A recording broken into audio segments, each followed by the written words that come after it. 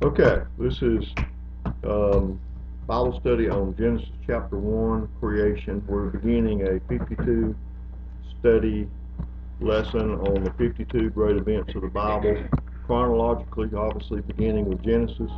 So if you'll find Genesis chapter 1,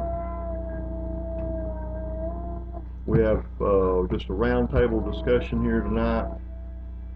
To my left, Angie, my wife, my daughter Sarah, my daughter Haley, my son-in-law Andy, and my daughter Erin.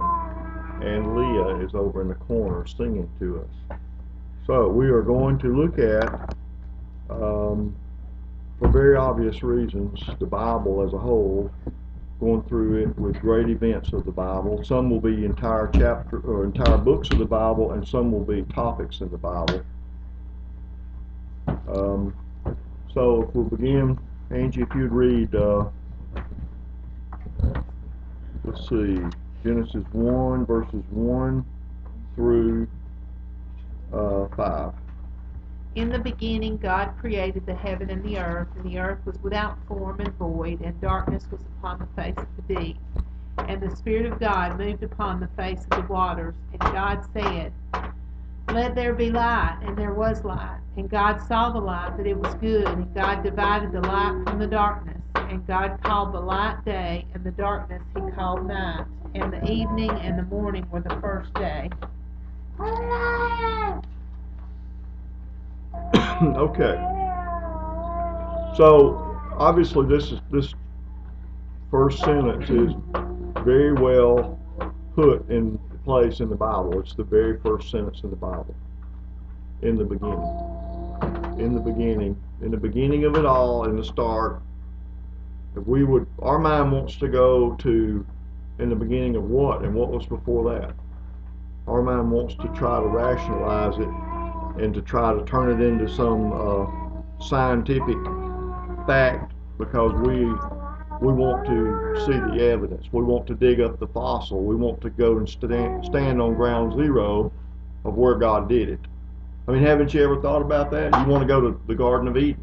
Where is the Garden of Eden, Brother Paul? Why can't we go there? You know, we want to do that kind of thing instead of looking at just what God said. He's not going to tell us everything. If we did, we couldn't understand it anyway. He's already telling us much more than we understand if we would just grasp what we go to, what we have available to us. So in the beginning, what happened? God created. He created the heaven and the earth. He created it. One of the problems with understanding Genesis is we have so much science fiction now that our minds tend to bring that in. We tend to bring in things that aren't real. Does that ever bother anybody else in here but me? Oh, yeah. Science fiction that it interferes with your understanding of the Bible? Billions of years ago. Billions of years ago. And the idea of being outside the laws of time and space. Yeah. Like God is. You know, as humans, we're bound by time and space. We have no control over those two things. Right. And so I think that's why we're so curious about it, because it's something we can't control. We want to control it, and we can't. So it makes us even more curious about it. Right. I think that's why science fiction is such a big thing. Why people are so interested in that all the time. So something outside of our realm. Yes. So it said it created the heaven and the earth. Now, there's so many times when people want to look at these lines as if, okay, I'm making my notes. He created the heaven and the earth. Verse 2, and the earth was without form and void. Wait a minute. What happened between creation and then? But that's not what it says. He's telling us how he created it. You know? So don't misunderstand that part. That he is looking at, that he created the heaven and the earth. So let me put it to you this way. One day a man built a house. First he cleared the lot. You know? And then he laid the foundation, and then he put the floor up, and then he stood the walls up, and then he put the roof on, and then he put all the electrical plumbing in. if I told it to you like that, you wouldn't think anything about it. But when you say God created the heaven and the earth, He's about to tell you how He did it in the order that He did it in. The other thing is about this that we need to understand that there was nobody else there with Him. There was no other gods, right? Okay, well, you're looking confused like you want to. Well, I always understood that Jesus and the Holy Spirit were there with him. Well, that is the Godhead. I'm just saying no other gods like Atlas or Oh, any well, Babylonian gods or those kind of things. they aren't real, so they Right. couldn't Well, have been there. yeah, but the society that we live in has all kind of gods in it, and want to say Mother Earth is involved. Yeah. Mother Earth, has something to do with our creation, and that we are all part of God. And but then that's something that we fail to grasp in this, is God is the only one that created it, the Godhead, if you will. But He's not. It's not God decided to start it and pass it along to Sarah or to Mother Earth and let Mother Earth do her thing. There's no other God that did it.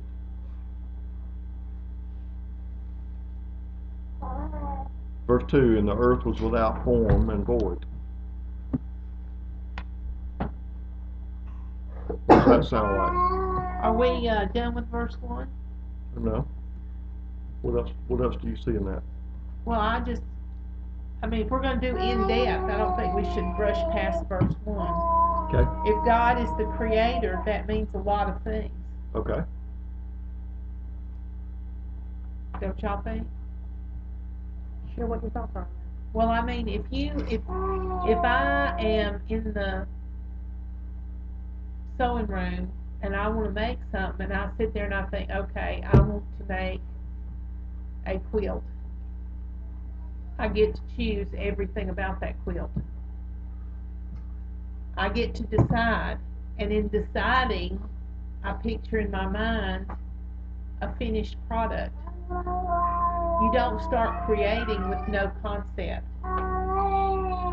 You know what I'm saying? Sure. You don't. A sculptor would not take a rock and stand there for a minute and just start hitting it. There's an end result. And I think a lot of times we don't think about God having a final picture. He had a final picture in mind. Mm-hmm. That's a good point. And everything that has gone on is to get to the final picture. He didn't want to be alone. I've thought about that a lot. Why would God go to all this trouble? That's true.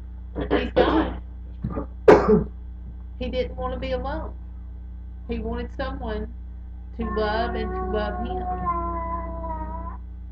So if He's creating, He is picturing this final thing that He wants to do. Everybody's looking at me like they don't. No. I'm glad you said that, because it is true, and I almost overlooked that and went right on past it. But it is a main thing to understand that God had a final plan. He didn't just throw it out there and then walk away and come back to it a million years later. He followed through with it. But like you say, He had a plan in the beginning of the final result. Everything that's created that's good is because of what He did. I think as humans, we place so many human emotions and human concepts on God's personality. Like He's just reacting to all the junk that we do. He's not reacting to anything. Right, or that He's surprised at something. Right. Exactly. He's not. He knew it.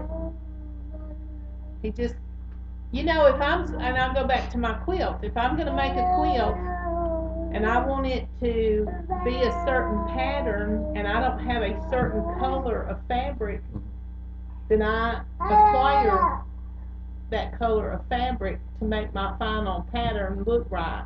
If I'm going through there and I'm cutting with my rotary cutter and I slice something in half, I don't throw the whole thing up and say, well, that ain't gonna work. I readjust and make it work, you know? Mhm. You gather your materials to create this thing, which is, to me, the 7 days of creation is the point. He was gathering all his materials, getting them all set up in order.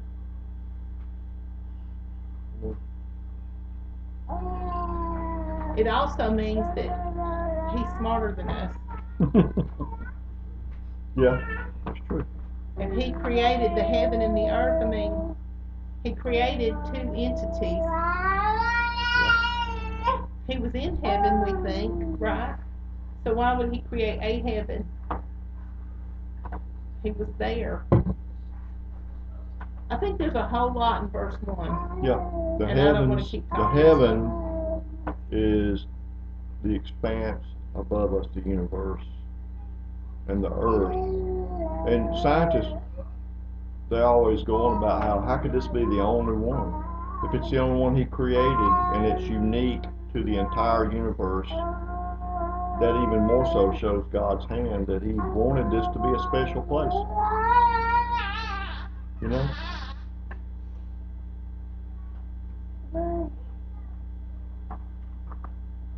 But it shows all those things and ownership that it is his Exactly. ownership.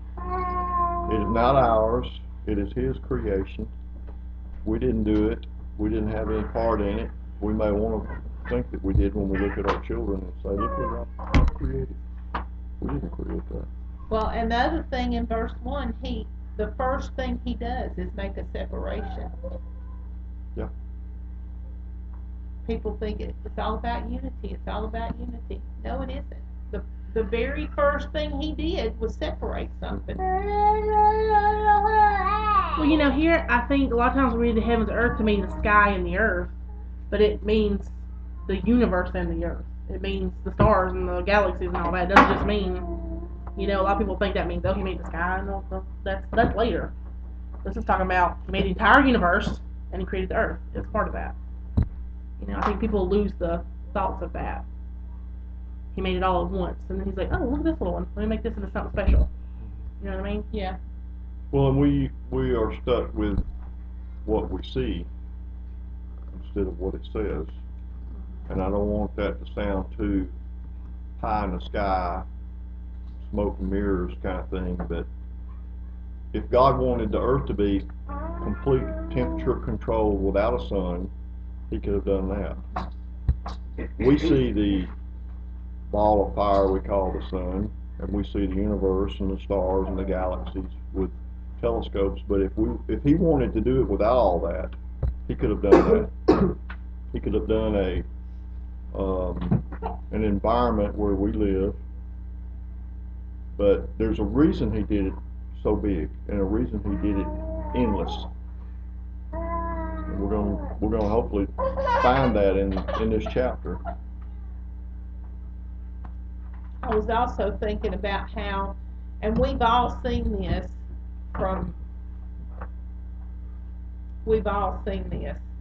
when somebody has a vision for some ministry or something, and then they get it going, and then for age or whatever, it shifts over to another person. It's never the same. No. God had a vision for what he was doing, and man has skewed the thing sideways, Yes. and because we think it's ours. Yeah. If you had a perfectly running engine, and a kid comes over and throws a rock in it, and it starts you're running rough and making metallic noises and all, you say, well, that was a really bad design. What about us corrupting the earth? You know? God didn't design it sinful. He didn't design it where people would die. What about the pain and suffering? Well, that came because people sinned, right? So his first creation of the earth, everything that was designed was for, like she said, an end point, a final outcome, like a sculpture to, I've got something in mind. My own personal artistic ability is extremely limited, and when I work on something, a wood carving or a drawing or something, and my thing usually is not that I finished it, but I got so tired I was just tired of the project. Y'all ever do something like that? You know, you're building, Yeah. you're blacksmithing something, and you really want it to look like something in a picture, but you finally just have got so many hours in it. You say this got to be finished. You know, I mean that's usually the way we do it. God did it perfectly. He did it with His plan in mind, right? This first sentence also goes against anybody saying that, you know, God didn't do it, or it just happened. I mean, who's driving down the road and sees a new house and says, "Look at how that last week that house wasn't there and it just happened." I mean, why would we think along that line? You know?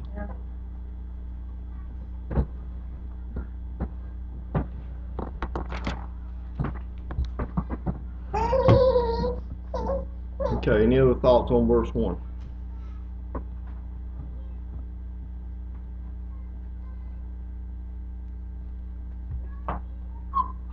How does that conflict with science and teaching in colleges? And Sarah, you just went through an astronomy course. How does it conflict with what modern science would say about creation? Oh, completely.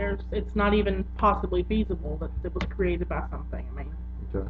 it's, you know, the science, the dates, everything is, it's impossible to have been created by someone and in the time frame the Bible says, and it's absolutely 100% not possible in any realm of scientific understanding. That's actually good, though, isn't it? Yeah.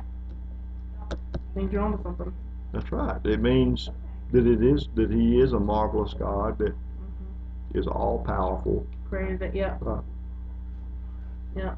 And you know that, and science has no concept of what lies outside of our universe, or whether or not there is something outside of our universe, because of the vastness of it. It's immeasurable right now, and you know, but we know that it has an end. It has something outside of it because God is outside of it. Mm-hmm. You know, He doesn't exist within the same space we do. He has His own place, or He can't create His own environment. He had already been somewhere.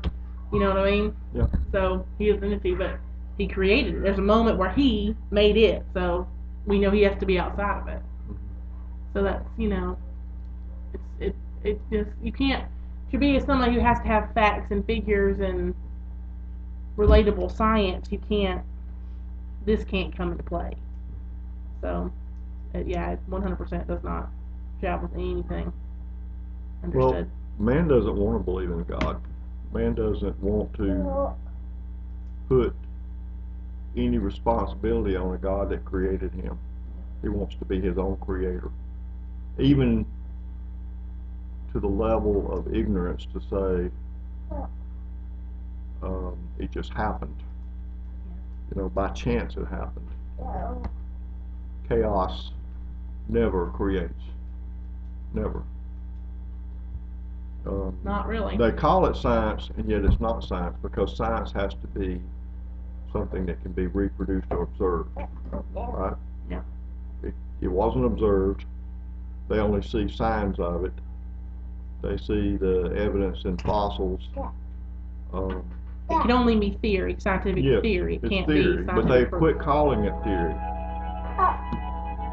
Really? Yes. Just ignore it. It's awesome. Welcome to our world.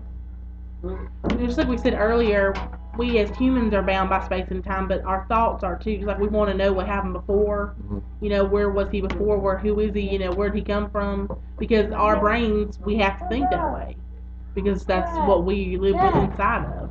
And it's hard for us to think about the fact that God is not. He is not controlled by time. Time means nothing to him except for the period he made. Right. It's an idea that he made. Right. So I think that's something that I think about when I read this. When those thoughts of what about before that came up, reminds you of how big he really is. hmm He doesn't even have to be bound by time. That's crazy. Yes, sir. We can't conceive of being outside of the realm of time. You know, Yeah. at best we have Right here.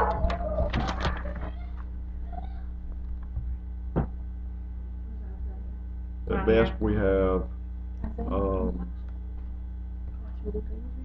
science fiction that makes us think along those lines, but then it's far-fetched and it's taught in the sense of this is so far beyond belief that it's fairy tale. Just watch it to enjoy it, you know, that kind of thing. The science fiction. Yeah. I do, and you know how much I love science fiction stuff. I love it. But I love it in the fact that I know that it's fiction. You know, you have to remember that it's fiction. Science fiction. Yeah. And you have to keep that reined in a lot of times. Yeah. But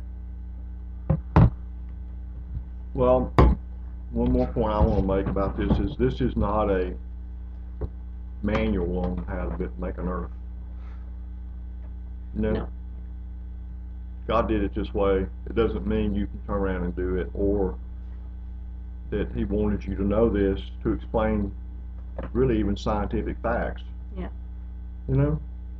I mean, there are facts that we have, but you know, you want to take the fossils and try to put it into this, and this is the theological side of creation. Does that make sense to everybody? Mhm. Yeah. This is not a science manual. This is, you've got to understand the entire Bible based on faith. Yeah. You can't understand in the beginning God created. How did he create? You know, what kind of power does he have? Does he have power like somebody off of a sci-fi novel? No, he's God. He's all powerful.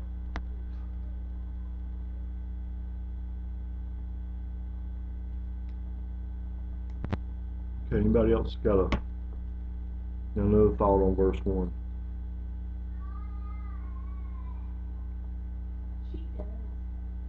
Got quiet, didn't it? And the earth was without form and void, and darkness was upon the face of the deep, and the Spirit of God moved upon the face of the waters. So the earth was shapeless and void. It didn't have what it was going to have in it, and there was darkness. So in the beginning, God there was no light. Now we think about light from a light source. And as we read through this, I want you to see that it didn't happen in the order that you and I would have put it in. But because we would have said, okay, first we need light from the sun. Okay, like if you're going to grow something, what's the two things that you need to grow? What kind of things do seeds need to grow, to sprout and to grow into a plant? Water and light. Water and light, okay? So what if you were creating the world? Would you create the light or supply the light and the water first before you planted the seed? Probably. Or if you brought a plant in from some store, would you have a light source there? Yeah. So we say, okay, how did God do that? I don't know. You know, well, again, goes back to faith. We have to understand that God did it. So there was darkness on the face of the deep. When it says the Spirit of God moved upon the face of the waters, I want you to imagine God hovering, as Angie said, planning, going through, When we first bought this property, besides the house, the rest of the property was a blank slate. No garden, no plants, no orchard, no barn. You know what I mean? Mm-hmm. And we walked over it to plant. Y'all remember that picture that is so famous of her standing up there looking out over where the clear-cut area had been?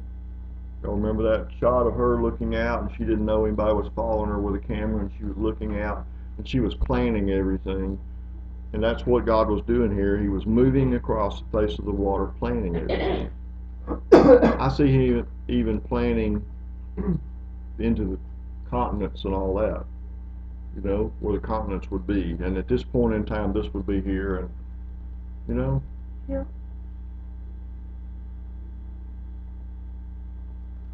Anybody else have thoughts on that? It really is such,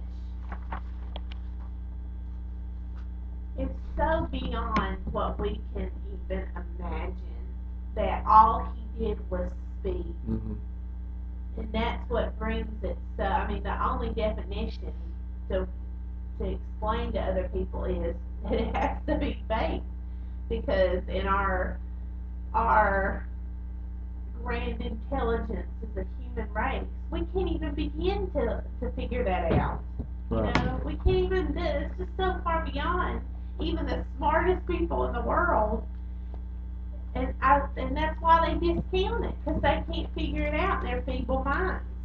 And they're the elite of the earth, you know, but it is, you just have to receive it as faith, you know, to even be able to, I mean, because you can't, just to say it, we can't even imagine what that would be like. Right.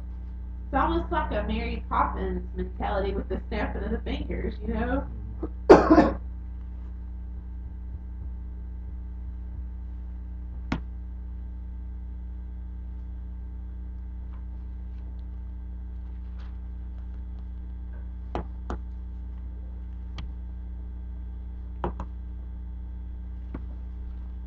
Well, I remember being taught the gap theory in between verses 1 and 2.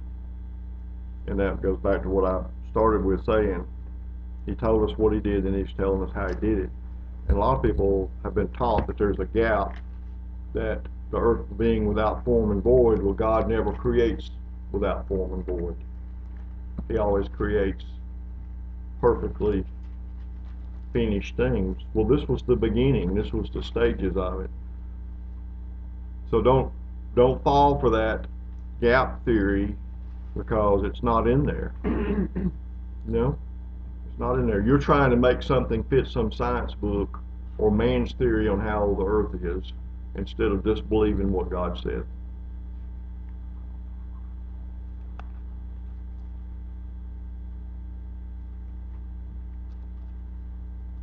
Verse 3. And God said, let there be light, and there was light. Like Haley said, just speaking it. And this light, as we're going to see, is not the sun, and it's not the stars. This is light. Some people have tried to overthink this and say, well, maybe this is truth or knowledge or mental illumination, spiritual illumination. Don't forget what he's doing here. He's making the universe and all of existence, right? He's making everything.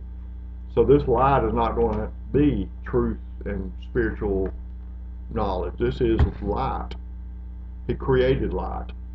I've been watching this series about the brain and our senses and how we perceive things. And, you know, parts of our brain perceive certain things. The eye detects light and vision, but yet our vision is really so narrow of what we are looking at. Our peripheral vision is almost all of it, that there's just a 2% or so pinpoint that we're looking at. Like when I'm looking at you, all the rest of this is out of focus, and my brain perceives it on the back of your eye, you know, on and on and on. It's just amazing how light brings information into us. the contrast of darks and lights and depth of those kind of things. And this light was preparation, like I was talking to her about, growing plants. Growing life. Life needs light, doesn't it? If you cover a garden with black plastic, what happens? Kills it. Right, kills it. And so life needs light, correct?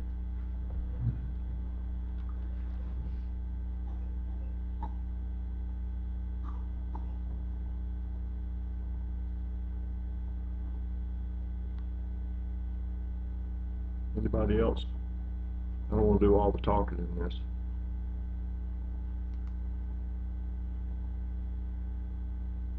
Well, not to jump ahead, but just to clarify, it was in the third day that he did the stars and everything. Mhm. Like the Yes, moon this and was the just sun. light, this was not the sun. So how do you mentally see light? I mean, it's just like there being him saying that the earth was without form or void. We can't. What was there? Just a pile of the ingredients Floating laying dust and there? gas. Was it just floating there? And then he just made it all come together. I mean, so when you think of he created light, you think, okay, was it just like the inside of a glow stick just floating around in the universe? I mean, we can't wrap our brains around that. No. There's no way to even determine what that was. Yeah, because according to science, light can't exist unless there's a source. There's something creating it. It can't just be there. It's got to be coming from somewhere. That light's coming from the light bulb, from the chemical change and that stuff. So, to look at it from a scientific point of view, the creation of Earth this way, that's not possible. It had to be created at one time in the thing. But I think God made those things. He made those chemicals that make that change. He made those atoms and cells that make that stuff. So he could have had them disperse over the whole entire thing and just said nowhere. But they were just there. And then he said, you know what, they're going to all collect up and be in this one entity. And that's going to make where the light comes from. You know what I'm saying? So I think he put things together later. I think he made material and then he made them into things. Like, I think the earth was gas and dust and, water is part of that, and all those things are part of that. And I think that it was there, and then he set it to spin. He decided, you're coming together, you're going to be, this stuff is going to be the land, this stuff's going to be the water on top, I think that's how it had to. Science says that's not possible. It's not possible. But I know that it is because it says it is. It says what happens, so it has to be possible. So, I think that's what stumps a lot of people is when you look at the creation from a scientific standpoint, you can't even pretend like this could have happened. But he made it, so I know that it did. I understand how, but It also goes back to the main thing. People don't want to believe it's omnipotent God who's got all power. Yeah. That's then we can't be. it's like so they start getting the whole thing of, well, how'd God get all animals on the ark? And all you have to say is, my thing is, well, I think he struck them off the side of the palm and put them in a box and Noah had no ark for himself. But because that's ridiculous. He's all powerful God. He created the universe. He can do what he wants to do. Yes. And that's why this chapter is so important. It's this concept that God created everything is gone back to over and over again all through Scripture. The creation. It all goes back to creation and the fall of man. That God's plan was there from the beginning of creation. Yeah. That he knew man would fall. We can't conceive that. I think in every step of scripture and history, knowing all along that he knew no matter what he did,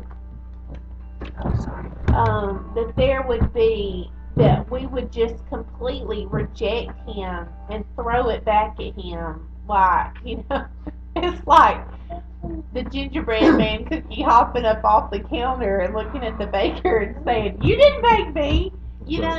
The complete and total lack of respect and honor, and every single step of history has done that to him. and not just I'm an atheist and I'm just not gonna recognize him at all. The complete, what's the word I'm looking for? To throw it back in him. You know what I mean? What do you call that? When kids do that, it's disrespectful to their, they're being disrespectful, but then they're just being, what's the word? You know what I'm talking about? Disrespectful. No, I mean like, Aggressive. oh, I'll think of it, I guess, um, but you know what I'm saying?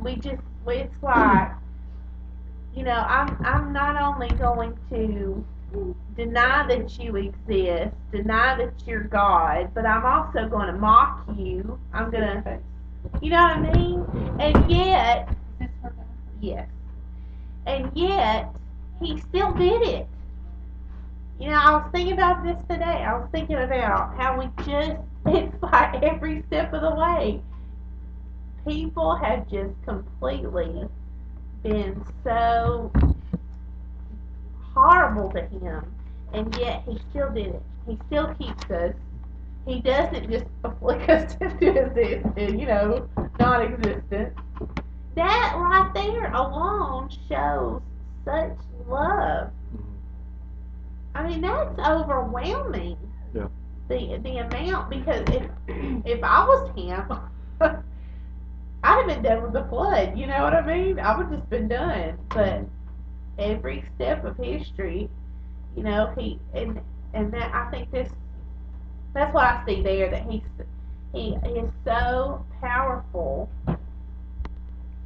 It's insane that people just keep throwing it back at him. They just keep mocking him. And I don't see any, in all this, and I've read it many times, I see nothing that implies that he didn't have anything but our best when he designed this. That he designed the earth and the heavens. He had nothing but man's best. Yeah. I mean, endless possibilities. If you take a telescope and look at the entire, as far as you can see, universe, it just keeps going. Every time science comes up with a more powerful telescope or looks a little deeper, we see a little more.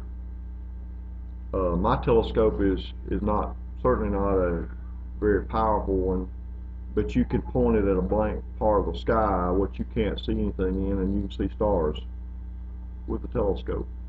But you couldn't see that without that telescope, but it's there.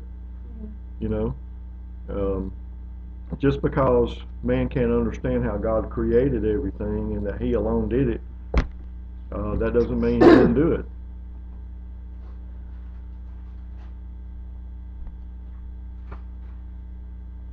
I mean, because we can't even explain how a seed creates a plant. Right.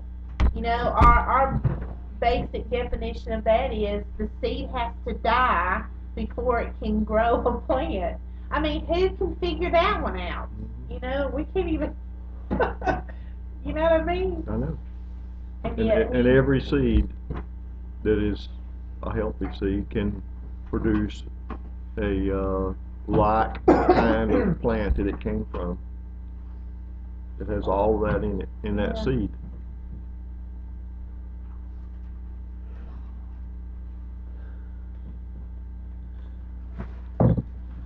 Okay, how far did we get? 3? 5. Oh, no. Verse 4, and God saw the light, that it was good, and God divided the light from the darkness. So again, as someone said, that there's a division taking place. So does that mean that everything was light at that moment? I think that when he created light, that it was probably everywhere, but there had to be, as I've often said, a contrast for distinction. If you fill this room with pure light, so bright, you would not be able to see anything. The light itself would blind you. But if you separate with shadows right? There's shadows below us. The further away you get from this light, it's darker. As you separate that, it helps you to understand your surroundings. Right.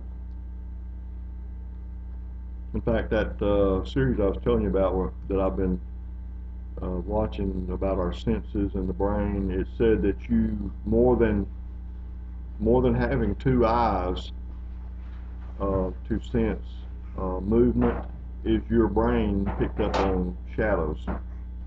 You didn't realize how much shadows played a part, and they illustrated it with a computer graphic of shadows, and it was a ball bouncing, and the shadow is what told your brain that it was a bouncing ball. You didn't even think about it like that. You learn from things from being a child and observing things around you. Nobody tells you that something rolling towards you is getting bigger. It means it's closer to you, but your brain picks up on all that.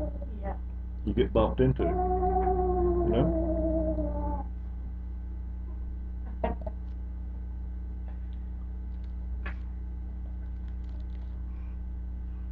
But you're right, there is a lot of division here. You divided the light from the darkness.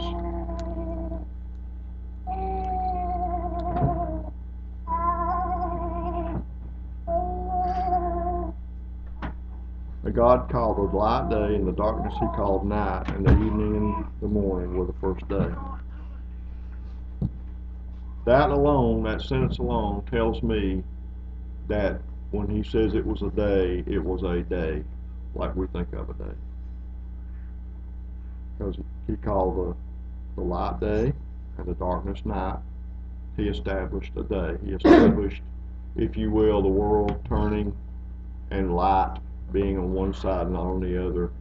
He established it in his master plan that everything would need a nighttime, everything would need a darkness, everything would need a period of rest, everything would need a whatever. Your mind just can keep going on about why we need the dark. As far as his creation, we know that there are some creatures that are nocturnal, right? We know that men generally work during the day and sleep at night, and the third shift people would say, well, that's not true, but normally we work when there's light.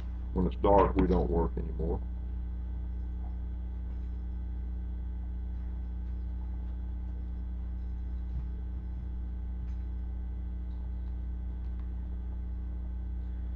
So here's an establishment of day and night, the first day. Light and darkness in creation. Waters in the firmament.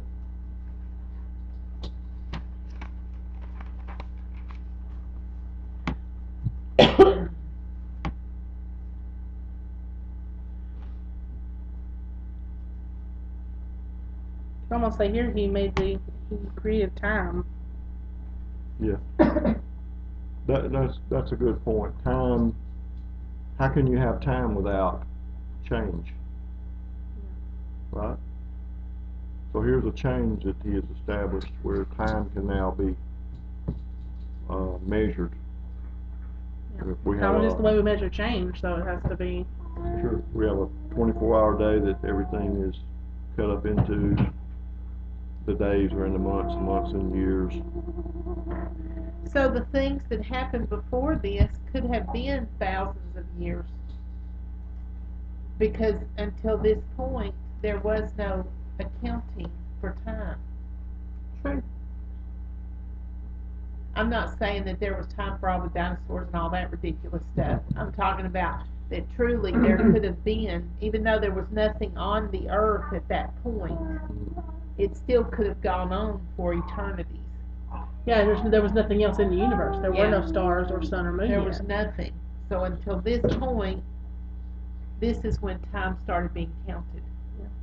There was no time before that. Right. I think there was stuff before Earth, to be honest. There was what? I would think there was stuff before the Earth, to be honest. Yeah, I would have God's been creating stars and that's for eternity. yeah, Where's the glory? right. I think the Bible started when he said, I'll do something different. Very interesting. Well, I actually, think that too until it says he created the stars. Oh, I know, but I guess this. I think of God and how God loves creating. And I can't see Him going to eternity and void. I agree. I mean, I don't see. I mean, but that again, that's our concept. That our thought frame of time and space has to be ruled by everything has to be ruled by time and space, and he must exist outside of it because he, according to this, he didn't make him till then. So what was he making before that? What was he doing? But there, Well, it says in the beginning, so at some point God began too. Because when it says in the beginning, does that mean in the beginning of the earth, or in the beginning of time measurement? Don't get on that one. My mind can't handle it. God This is not gonna be a 2-hour don't say. No, I know. You know, when I was a kid, I used to think. I remember asking my mother who was God's mom and daddy because I couldn't figure that out. Yeah. But now, as a mature person, I realize there are things that are not to be answered. We cannot know the origin of God. He just was, and we just What's the song? He always has been. Always Right. been. exactly. And so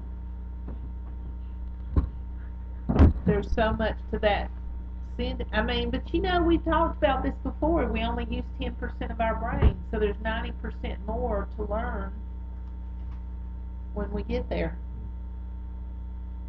And maybe then we will know, we will understand.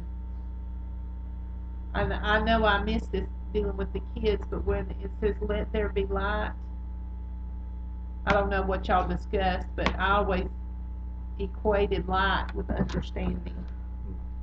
But I think that in the sense that God was creating an environment here, like you said, your goal was to create a quilt.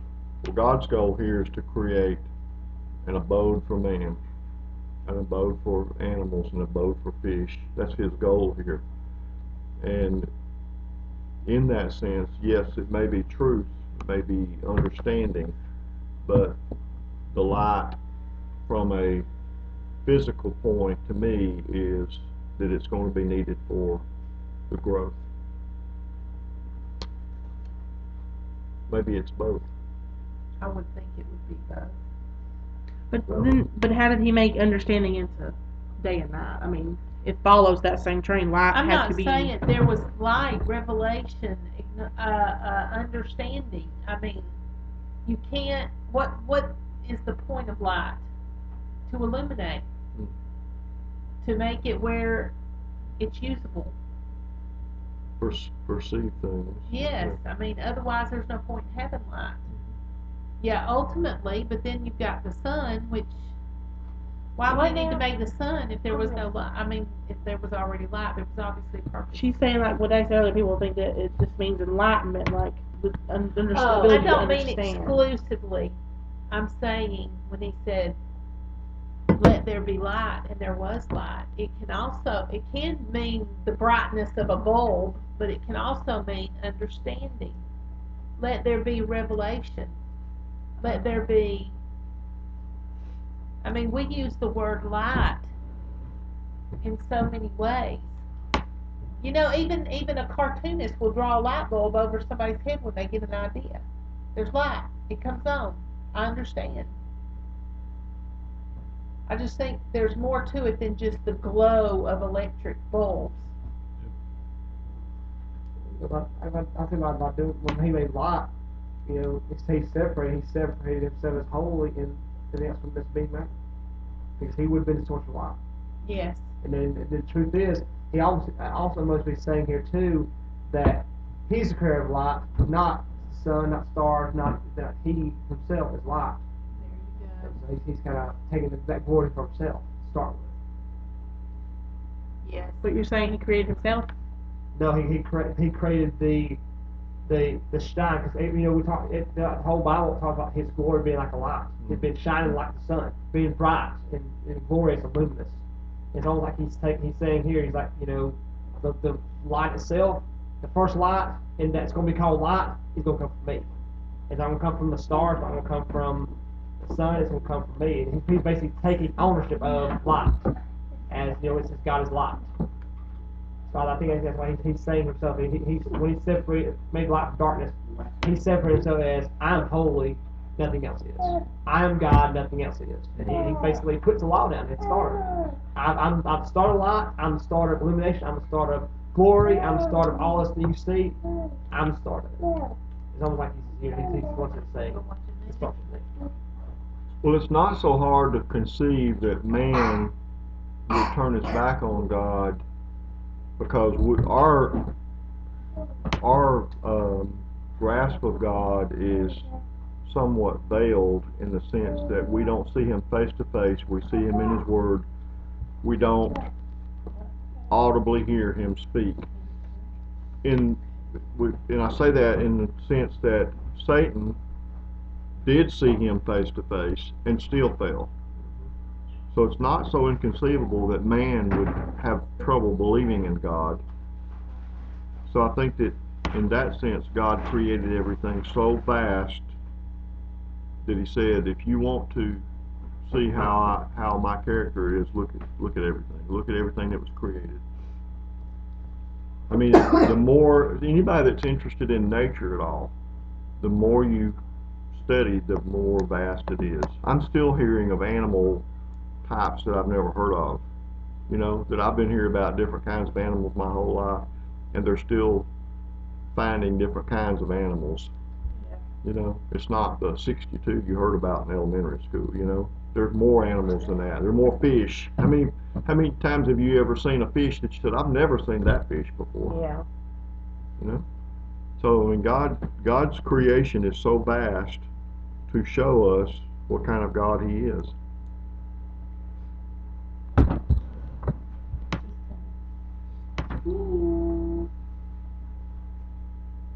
Okay, so this was the first day.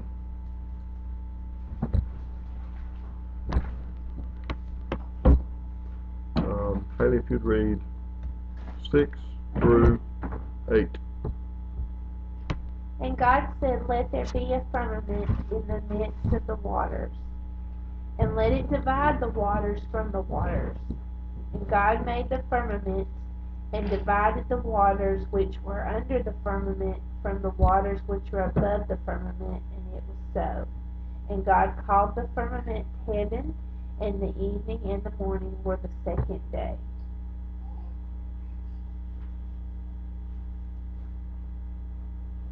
Okay, we may read through that quickly and think the firmament is the land only, but when you read it really carefully, it's the separation of heaven and the earth, right? Verse 8, God called the firmament heaven, and the evening and the morning were the second day. So, firmament. Well, I think that word is misleading, because you think firmament, you think of something solid, Yeah. like the earth, Right. but it's just space, right? Right. Mm-hmm. And it could be the atmosphere.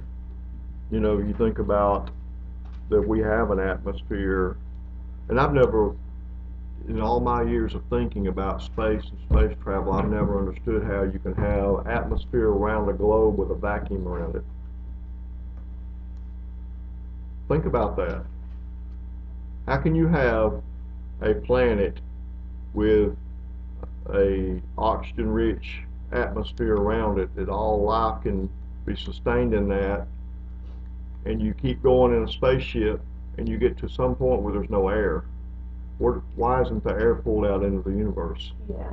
And I'm sure there's some egghead that can explain that to me, but really, when you think about it, does that make sense that could just happen that way? Oh, yeah. I mean, if you went to, let's say you went to Mars and you had an oxygen making machine, or you had a greenhouse.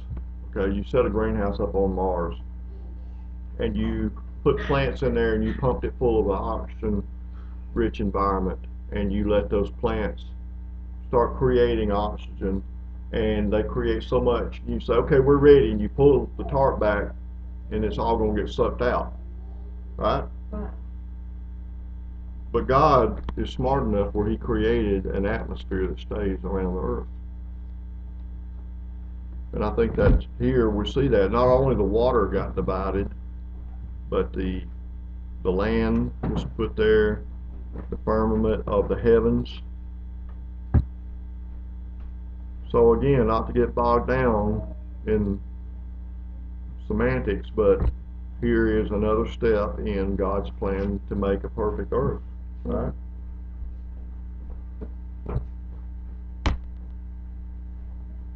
He's making a habitat for life.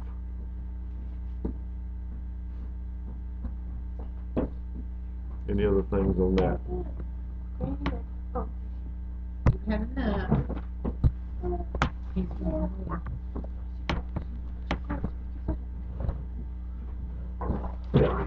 It's kind of jumping ahead, but I saw something out there I've never seen before in Genesis. You know, it says here, you know, I was going to jump ahead a what it says about God creating light. And it said about the plants growing. And then he creates the sun and the moon as lights. Plants before the sun. And then he creates the animals and the man. But you know what? That means that the plants have to draw his glory, his light. Yeah, what would make them grow? Well, I think his light would have done it. His light was shone on and made him grow. But my thing is this and then he creates the sun for his animals. It's almost like he's relegating a duty for something else while he goes a little bit in further in depth. Like he creates, well, the plants are the lowest things he made. So they grew much day and night. It's like he put the sun up there and the moon, and then he moved a little deeper to make the animals. And then the last part, he says, let's create man in our image. It's almost like he's going in, as time goes on, he's going, you know, you think in your mind, you think of God, this, poof, it's there. But you don't think possibly he went down and handcrafted everything you see. You know, he's enjoying how you think he is.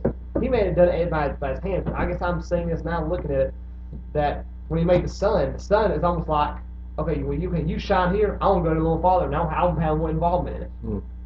And then the animals, and then he came man and said, you know what, I'll make it my image. It's almost like he's showing, he's already making a hierarchy of the items. We know the plants are lower than animals. The animals are higher than plants. Man is higher than animals, and they're there. It's almost like he's not just saying, boom, here it is. He's now he's making a hierarchy. Here's this part. This, I'm going more depth this part, more my hand. And then lastly, he goes into man. It's all, I guess I never saw like that, how I can see him going a little more in depth, as a little more involvement, and you know, as his personal being. Yeah. And then the man, which says, I'm going to make man like me. You know what I'm saying? Well, if you and I were creating I thought it was a new planet for life, if we wanted to go create a planet that would be, first of all, find a planet for men to live on, we would find something similar to the Earth. It would have to be the same temperature, the same mix of oxygen and nitrogen and everything else we breathe. It would have to be the same kind of very similar environment. It couldn't be a complete liquid atmosphere. It couldn't be a, 400 below zero temperatures. It couldn't be 300 degrees Fahrenheit. It had to be something we could live in. So in that sense, we would be copying God. If we tried to set up an environment, we have temperature controlled houses we live in, thermostat on the wall, we set it the way it's comfortable for us. But we really don't have the knowledge that God has at all. Even if we have the power, we don't have the knowledge to just create things and to set things up. What we're doing is copying. I heard somebody say one time that we never create anything, we only make. Create takes from nothing. Make uses raw materials. That's good.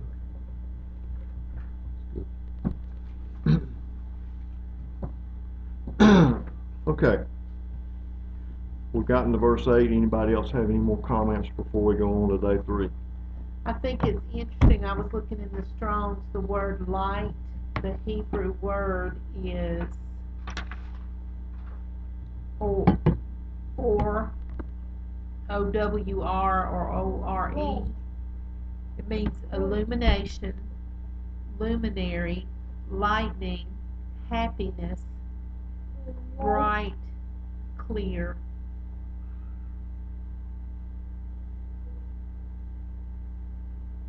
So light is the ultimate divider. Because all those things out there are divisions. You can have clear out cloudy, you can have illumination without none. All the things you Right. said, you cannot have it. You have to have a split side. Right. So light is the ultimate An divider. opposite, that's right. That's really good, Andy. Light is the ultimate divider. You can't see without light and dark together. Yes. There has to be contrast. Wondered if all the water he sucked up into the sky was what he used to flood the earth. I actually heard a message about that one time. Which is why he can't do it again because there's no more water. Well, he could do it again if he wanted to, but But he said he wouldn't. Well, we Maybe know that's why we that, don't see and it. it didn't rain until Noah's time. We know that there was a all mantle. that water came down. Yeah.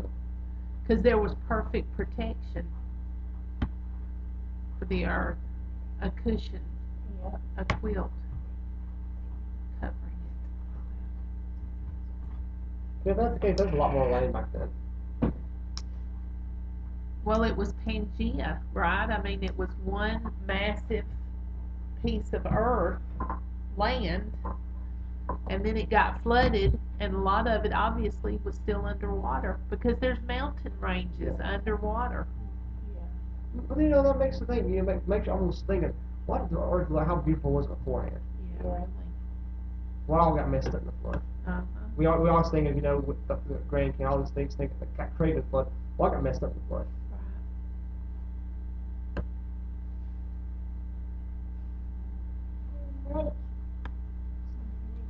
Okay. Andy, verse 9 through 13. You're going to get a long day. Your day's going to be longer than everybody else's. And God said, let the waters under the heaven be gathered together into one place, and let the dry land appear, and it was so. And God called the dry land earth, and the gathering together of the waters called he seas. And God saw that it was good. And God said, let the earth bring forth grass, and herb yielding seed, and the fruit tree yielding fruit after his kind, whose seed is in itself, upon the earth. And it was so. And the earth brought forth grass and herb yielding seed after his kind, and a tree yielding fruit, whose seed was in itself, after his kind. And God saw that it was good. And the evening and the morning was the third day.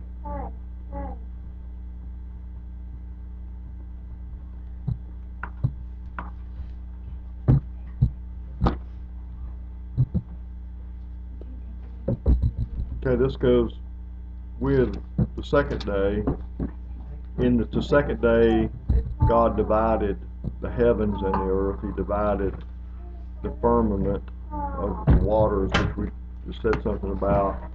In this part of creation, he separated the earth from the seas. So I imagine in my mind, the way I would have thought he did it was the mountain ranges came up, continents rose up, other places went low, But however he did it, he decided that there was a separation that needed to take place. Again, Genesis chapter 1 is all about separation, isn't it? Yes. And he starts making plants. Let the earth bring forth grass, the herb yielding seed, and the fruit tree yielding fruit after his kind. This goes against evolution, because evolution believes that things evolve and change. It starts out being this and it ends up being something else. So life is way too complicated to have evolved. Agree? Yes. I mean, it's way too complicated.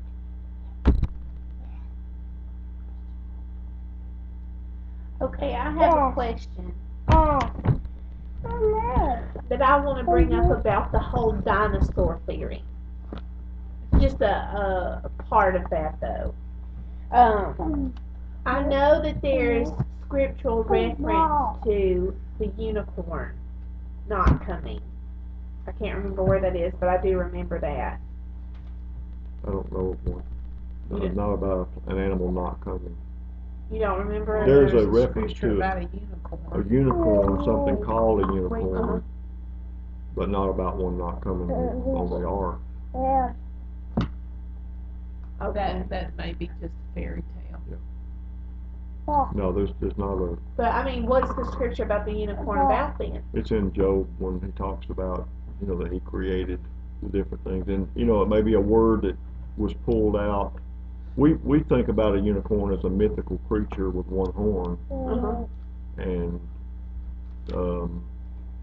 I remember in the, Birmingham Zoo, there was an African animal that has two horns, but when it turns from the side, it looks like one horn. And there was a sign that said, this may be what people thought was a unicorn. They saw them from a distance, they saw them running in packs, and There's they only actually thought, quite a few references to a unicorn. what's the earliest one? Numbers 23:22. Okay, let me write those down real quick. That was a two-part question. Numbers 22. Numbers 23:22. Okay. Numbers 24:8. Job 39:9. Job 39:10. Psalms 29:6. Gosh. Psalms 92:10. Deuteronomy 33:17.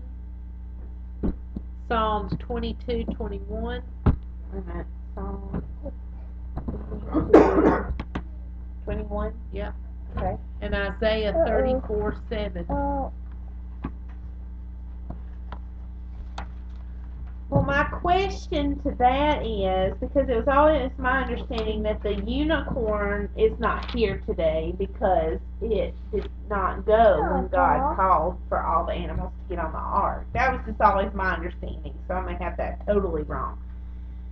So my thought is that, I know because there's a huge debate about the whole dinosaur thing, but if that was true, then it could very well be that there were some kind of big other creatures. I'm not gonna say dinosaurs, but there could be other animals perhaps that were alive at that time that didn't come up on board, so to speak.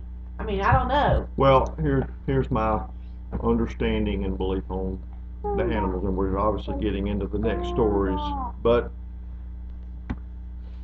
when God told Noah to bring in animals on the ark, he didn't have Chihuahuas and Great Danes and all that. He had two dogs, probably two wolves, because that's where all the dogs come from. So there didn't have to be 192 different variations of dogs. Also, he didn't get adult animals. He didn't get a male and female grown up elephant. He got small ones. Right. God's smart, he would have thought about that kind of stuff.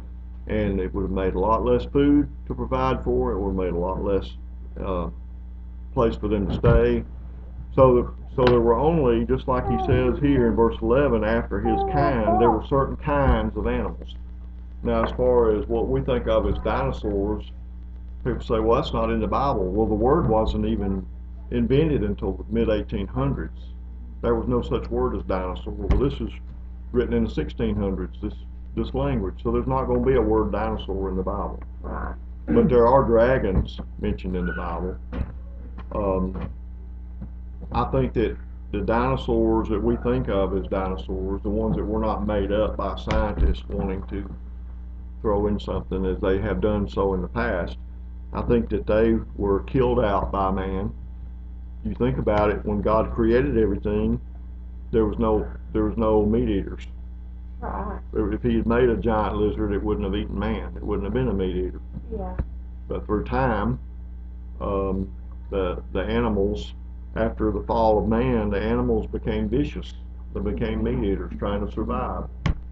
And what would you do if you had something like we imagine in science fiction movies about dinosaurs and a man there with a spear? What would you have done? You'd try to protect yourself. You'd kill that off. You wouldn't lay in bed at night wondering if that's going to come in and get you. Right. You would have done away with it. Plus, it would have been a good meat source for you. So I think that those animals were killed off by man through time, and we still have Komodo dragons, we still have alligators and crocodiles, we still have reptiles here of some smaller stature, which is what they would have been classified as reptiles. Yeah. To me, it's a no-brainer, except for you're trying to think in of a, what they call prehistoric time period when man wasn't here. Well, this is prehistoric right here. If you want to read about when man came on the earth, it was within 6 days. It's not complicated. Yeah. But these two passages in 11 and 12, 3 times mention after his kind. Tree bearing food after his kind, yielding seed after his kind. The seed was in itself after his kind. That tells us right there, things didn't evolve. They didn't, like a lemon didn't turn into a puppy dog. Right. Right? You disagree with that, sir? Did lemons turn into puppy dogs? I don't know. Okay. You like dogs? That's what people forget. People forget. That's what 1,500 years at least since Garden Eden to the flood. That's plenty of time for a man who was close to his perfect state possible at that time. He was smarter, stronger, could see better, much more advanced than we are as far as body wise to kill the animals off. How many years? I know it's over 1,000 years because I know Adam was what 960 something years when he died. So it's over 1,000 years since Eden ended in the flood came. So that's. Well, man, you're right. The intelligence of man has not like slowly gotten, or our IQ's gotten higher through the years. We've gotten That's the better. evolution theory. When God stopped man from progressing with the flood, and he divided people up into ethnic groups after the flood, he did so because he said that if man continues on in this unity, there's no stopping him, basically, and that's my paraphrase. That if man continues on in this unity, there'll be nothing he can do. And it was a slowing down of man Yep. to stop him from his own destruction. Yeah. Well, that's what we think, well, we're so smart in technology, but when you look back, when they built the pyramids with nothing. Yeah. You tell me, our skyscrapers are incredible. They didn't have modern machinery. They built those pyramids. They cut the block and they forced it on top of the thing, forced it big high with no modern tools. You tell me these people are dumb? No. They were far smarter than we are, I think. But our evolutionary theory is we got smarter and we got dumber. That's right. We think we've gotten more technologically advanced, but we've gotten dumber. We're still getting dumber. You see it. Well, look in the last 100 years at how people have lost the knowledge of plants. Absolutely. They've lost knowledge of going out, you get sick, you go out in the woods and you get what you need to heal yourself. Now you want to go down to the grocery store or the pharmacy to get a medicine to heal yourself. That's why I told everyone about it. I said, while we seem like smart people, there's never been a time on earth where there's more worthless people on the earth, and when you they say, well, yeah, but we're trying to raise high back then, we're advanced. Yeah, but think about how high it would be now without modern medicine pops up. Think of all the people who would be dead right now if we didn't have modern medicine. It'd probably be all of us. That's right. Technology. Not just 10%, not just 20%, it's all of us would be dead. Amen, that's right. So, I'm saying that's about the dinosaurs and water before all the fossils went down. That's plenty of time to kill something off one thing, and secondly, if they're all the lizards that survived, the Komodo dragons are fast enough to get away. That big dinosaur who could walk 6 miles an hour can't escape a man who's smart enough to kill him. I mean, think about it. All animals survive can get away from man. Pretty much. Right. So it's not. Well, the other thing about the giant dinosaurs, that we call them giant lizards, is that before the fall of man, when things didn't die, things got older and older and older. Men lived to be nearly 1,000 years old, right? Methuselah was 900 something years old before the flood. But when you think about that, what would a lizard look like that lived to be 1,000 years? Think about it. What would a reptile look like that live to be that old? What would man look like? You've seen elderly people. Their ears are bigger, right? Sometimes they're bent over. We've imagined Yoda, who's Yeah. hundreds of years old, and you know he's little bitty and his ears are pointy, and you know, Right. you imagine that. Well, what would happen to a man who continues growing older, skull thicker, you know, head different shape? I mean, if you think about that, you can imagine people digging up fossils and saying, "Oh, this man lived 1,000,000 years ago." It's half a monkey. 500,000 years. Maybe he only lived about 6,000 years ago, but he lived to be 500 years old. Right. You know, Right. so you know you're trying to imagine man's theory of science as opposed to what the Bible says. Right. I choose the Bible because it's never been proven wrong. Yeah. And if you weren't there when it happened, then you can't say that I observed it and this is what happened. Yeah. You know, you're getting evidence you dig up out of the dirt that's been there for hundreds of years, thousands of years. You're digging it up and you're saying this is what happened. They can't explain why they found what they call dinosaurs that still had the skin on them and hair on them. They can't explain that. Yeah. Or a woolly mammoth that's frozen. It's not really that old. It was frozen and well preserved, you know. Yeah. Seed in the pyramids that they can plant and it grows. Yeah. Right. Explain that. Explain why, if the different layers of strata in the soil are different thousands or millions of years as you're going down, and there's a tree growing up through there. How did that happen?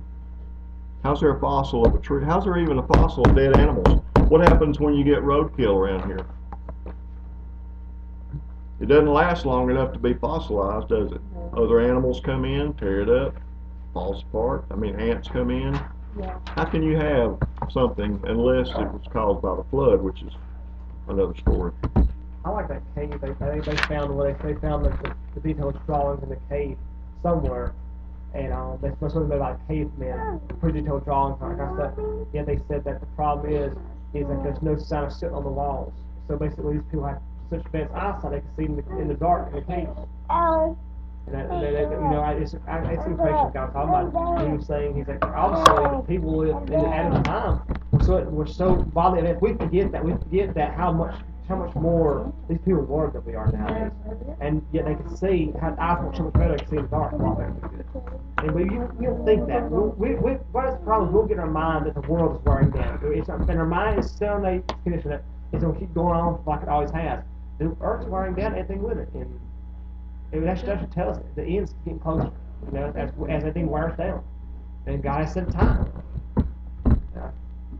Nobody wants that end. Another end's coming. Like God is the judge of that end's coming. That's why people don't want that. Well, I'm going to end us right there because we've got a lot more scripture in that passage, and we're limited to an hour of recording.